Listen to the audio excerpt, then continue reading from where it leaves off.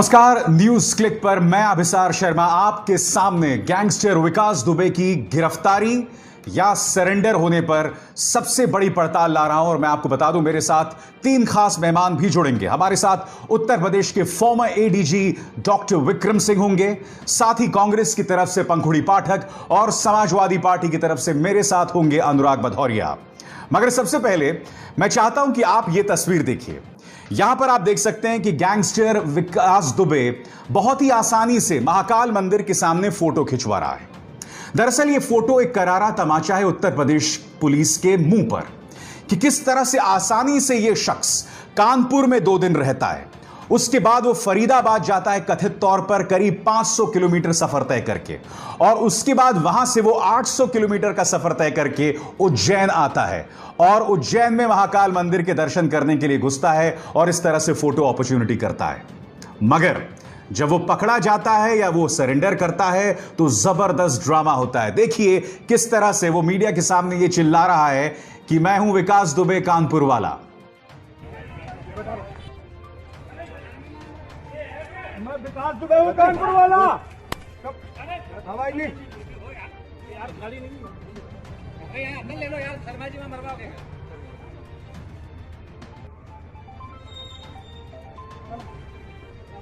चलो ले लो, लंदर ही ले लो यार। जी हां, पुलिस ने एक तमाचा भी पीछे रसीद कर दिया। काश उत्तर प्रदेश पुलिस या पुलिस ने इस तरह के कड़े तेवर उस वक्त अपनाए होते जब इस शख्स की दबंगई चल रही थी। क्या यह सरेंडर था या गिरफ्तारी थी? मैं चाहूंगा कि आप यह वीडियो देखिए जिसमें वो बहुत ही प्यार से बाहर चलकर आ रहा है।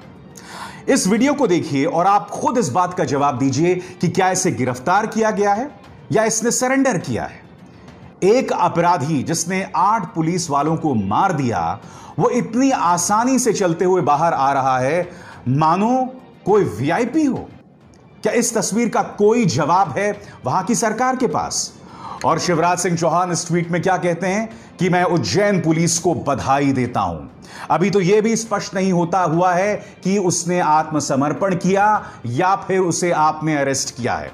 मैं आपको बता दूं कि लखन यादव जो कि वहां पर गार्ड थे, उन्होंने क्या कहा, आपके सामने उनका यह बयान। कैसे हम लोगों को पता चला, पहले तो हमने विकास दुबे का जो फोटो देख रखा था हम लोगों ने, तो हम लोगों को लगा यहाँ महाकाल के दर्शन करने आया। 2 घंटे तक पहले हमने इंक्वायरी किया, उसके हमारे डिपार्टमेंट के अधिकारी को बताया, हम लोगों ने पुलिस कस्टडी को बताया, अभी इंक्वायरी चल रही है। कितने बजे आएगा? नहीं ये 7 बजे के लगभग आया। कोई पीछे वाले गेट से आने की कोशिश की उसने, तो हम लोगों ने देखते हुए उसको संदिग्ध मानते हुए। दर्शन कर चुका था क्या वो? नहीं, दर्शन करने जा रहा था। हम लोगों ने सीसीटीवी में देखते हुए उसको 2 घंटे तक इंक्वायरी किया। कौन कौन था आपके साथ? हमारे सिक्योरिटी टीम 8 लोग थे, हम सब लोग देखते हुए हम लोगों ने। वो अकेला ही था जी? वो अकेला ही था जी हाँ, वो 2-3 लोग थे पर शायद पता नहीं चल पाया, अकेला पकड़ में आया। 4 व्हीलर से उनको पकड़ के कहा? अभी पुलिस कस्टडी में रखा गया है, उन लोगों की इंक्वायरी की जा रही है, अभी देखते हैं क्या। मध्य प्रदेश के गृह मंत्री नरोत्तम मिश्र भी सामने आए और उन्होंने अपनी बात रखी। बड़ा हो, हमारी पुलिस छोड़ती नहीं है किसी को भी, और विकास को भी पकड़ा है और गिरफ्तार कर लिया है, हमारी कस्टडी में है वो। सर, क्या खबर मिली, कैसे ये पूरा ऑपरेशन हुआ? अब इंटेलिजेंस की बातें सीधी नहीं बताना चाहिए अभी, फिलहाल उसके मर्म तक पहुंचने के बाद बताएंगे। मैं अभी सिर्फ इतना बता रहा हूं कि हमने गिरफ्तार किया है, हमारी कस्टडी में है। हालांकि मैं आपको बता दूं कि नरोत्तम मिश्र पर कांग्रेस ने सीधा हमला बोलना शुरू कर दिया है। आप देखिए दलित कांग्रेस का ये ट्वीट, इसमें वो बता रहे हैं कि दरअसल नरोत्तम मिश्र लोकसभा में कानपुर जो है वो उनके जिम्मे था। तो कहीं ना कहीं विकास दुबे जो कि कानपुर का रहने वाला है और नरोत्तम मिश्र, दोनों के बीच में लिंक कायम करने की कोशिश कांग्रेस कर रही है, जिसके फिलहाल कोई प्रमाण मौजूद नहीं है। मगर जैसे कि मैंने आपसे कहा कि अभी भी ये तमाम सवालात हैं जिनके जवाब दिए जाने बाकी हैं, और वो सवाल मैं आपके सामने सिलसिलेवार तरीके से रख रहा हूं। सवाल नंबर 1, पूर्व एसएसपी आनंद देव तिवारी की नरमी, क्योंकि देवेंद्र मिश्र ने उनको खत लिखा, उन पर कोई एक्शन नहीं लिया। बाद में एसटीएफ का इंचार्ज आनंद देव तिवारी को बना दिया गया। मीडिया में जब थोड़ा हल्ला होता है, सोशल मीडिया में जब हल्ला होता है, तो फिर इन्हें पद से हटा दिया जाता है। आखिर ये शख्स देवेंद्र मिश्रा पर की लेटर पर कार्रवाई क्यों नहीं कर रहा था, इस पर नरमी क्यों? मुद्दा नंबर 2, नौकरशाहों के रिश्तेदारों के साथ विकास दुबे के खजांची जय वाजपेयी की तस्वीरें। हम ये नहीं कहते कि इससे गुनाह साबित हो जाता है, मगर यह शख्स आसानी से, चाहे अनंत देव तिवारी फॉर्मर एसएसपी हों या फिर कई बड़े बड़े नौकरशाह हों, उनके साथ तस्वीरें कैसे खिंचवा रहा था? इतनी आसानी से आखिर यह शख्स राज्य पार कैसे कर रहा था? कानपुर में 2 दिन रहा, उसके बाद वो हरियाणा गया और हरियाणा से फिर मध्य प्रदेश। और दिलचस्प बात क्या है, आपने देखा होगा जिन जिन जगहों पर गया ये कथित तौर पर, ये तमाम जगह बीजेपी शासित राज्य थे। क्योंकि अगर आप इस वक्त भारत के मानचित्र पर यूपी का जो पूरा प्लेसमेंट देखें तो उसकी झारखंड के साथ सीमा है, उसकी राजस्थान के साथ सीमा है, छत्तीसगढ़ के साथ सीमा है, मगर ये शख्स जो है वो सिर्फ भारतीय जनता पार्टी के राज्यों में जा रहा था। सवाल यह भी उठता है कि बताया जा रहा था कि वो साइकिल से भागा था खेतों के बीच से होते हुए। 2 दिन तक कानपुर देहात में आखिर ये कैसे रह रहा था? और यही नहीं, तस्वीरें इस तरह से सामने उभर कर आई थी कि वो कैसे राज कचौरी जो है फरीदाबाद में खा रहा था।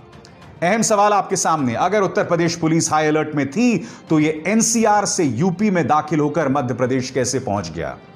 बताइए। इस वक्त तो कोरोना संकट को लेकर वैसे ही पुलिस जो है वो हर जगह सख्ती बरत रही है, तो फिर ये फरीदाबाद से उत्तर प्रदेश और उत्तर प्रदेश से मध्य प्रदेश कैसे पहुंच गया? अब मैं आपको यह बताना चाहता हूं कि इस मुद्दे पर कांग्रेस और समाजवादी पार्टी दोनों ने अपने तल्ख तेवर अपना लिए हैं। समाजवादी पार्टी के नेता अनुराग बधौरिया का क्या कहना है, ये सुनते हैं। कितनी आसानी से विकास दुबे ने, अपराधी विकास दुबे ने उज्जैन में जाके मंदिर में सरेंडर कर दिया और हाथ मलते रह गए पुलिस वाले और उत्तर प्रदेश की सरकार हाथ मलती रह गई। ये तमाचा है आपके ऊपर में। और अब तो वक्त आ गया है कि वो जो कॉल डिटेल निकाल के सार्वजनिक की जाए, किस किस से संपर्क में था, किस अधिकारियों के नौकरशाहों के संपर्क इसके रिश्ते रहे हैं, किस नेताओं के साथ इसके रिश्ते रहे हैं, ये अब पब्लिक के सामने आना चाहिए। पब्लिक जानना चाहती है कौन नौकरशाह और कौन नेता इसको बचाते रहे हैं और कौन नौकरशाह कौन नेता के साथ इसके घनिष्ठ संबंध रहे हैं। ये डिटेल पब्लिक आनी चाहिए, नहीं तो बहुत गंभीर मामला है ये। अगर ये पब्लिक में नहीं आई ये डिटेल तो समझो उत्तर प्रदेश में अपराधी इसी तरह से बचते रहेंगे, अपराध होता रहेगा और पुलिस हाथ मलती रहती रहेगी। इसी तरह से अपने तेवर तल्ख कांग्रेस कर रही है। उनकी नेता पंखुरी पाठक मेरे साथ हैं, आइए उनकी बात सुनते हैं। अभी सर, जैसा कि अब सामने आ रहा है कि विकास 2 दिन कानपुर में ही छुपा था, उसके बाद दिल्ली एनसीआर जाता है, वहां से मध्य प्रदेश पहुंच जाता है, उज्जैन में खुद जाकर मंदिर में दर्शन के बाद कहता है कि मैं विकास दुबे हूं, सिक्योरिटी गार्ड से कहता है पुलिस को बुला लीजिए, मैं सरेंडर करना चाहता हूं। इससे ये समझ में आता है कि जो प्रशासन पे जो उसकी पकड़ है वो बहुत ऊंची है।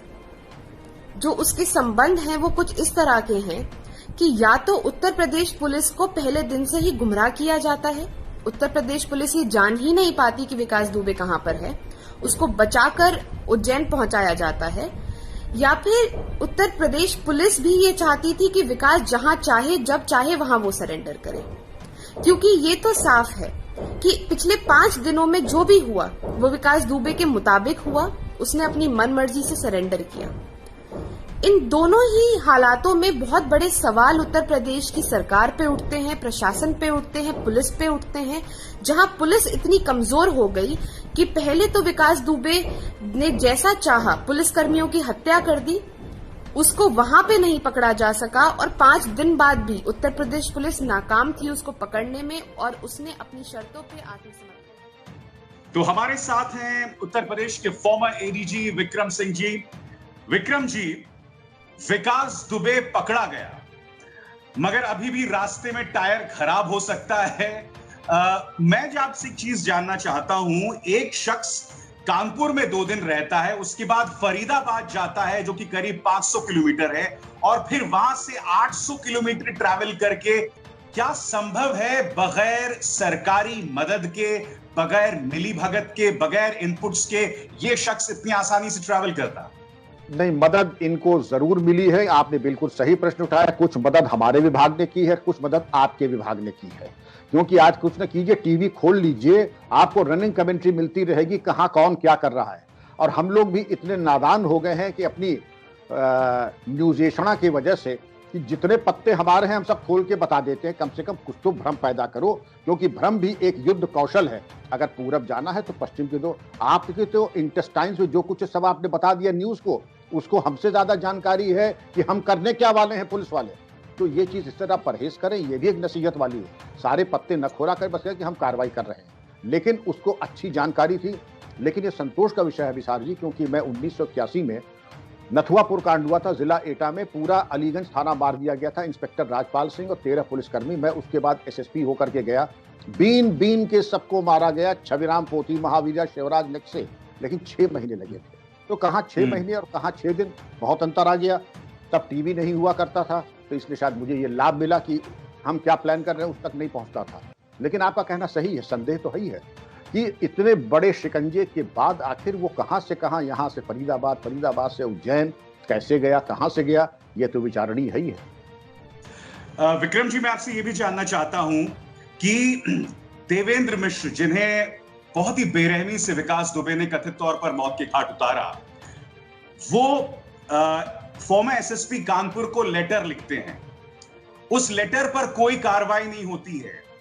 बाद में इन्हीं को टास्क फोर्स का हेड भी बना दिया जाता है, और जब ये तमाम चीजें सार्वजनिक होती हैं तो उन्हें हटा भी दिया जाता है। साफ तौर पर ऐसा लग रहा था कि एक बहुत बड़ा धड़ा पुलिस का मानो विकास दुबे के साथ कदम से कदम मिलाकर चल रहा है। क्या कहेंगे आप? सही निष्कर्ष, पूरा थाना लाइन हाजिर किया गया। मैं तो ये समझता था कि पूरे थाने का डिसमिसल होना चाहिए था अनुच्छेद 311 के अंतर्गत। और जो बिंदु आपने उठाया अभिसार जी, इसमें क्षमा का कोई खाना नहीं है।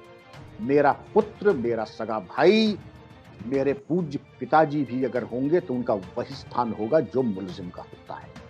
इसमें दोस्ती नहीं चलती है, क्योंकि हम एक काम के लिए यहाँ आए हैं, और वो काम है कानून का निष्पक्ष अनुपालन।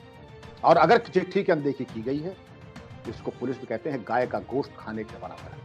अपराध से भी ऊपर अगर कोई श्रेणी होती है अपराध की, मैं इसको पाप कहता हूं, अपराध नहीं कहूंगा, अपराध तो बहुत छोटा होता है।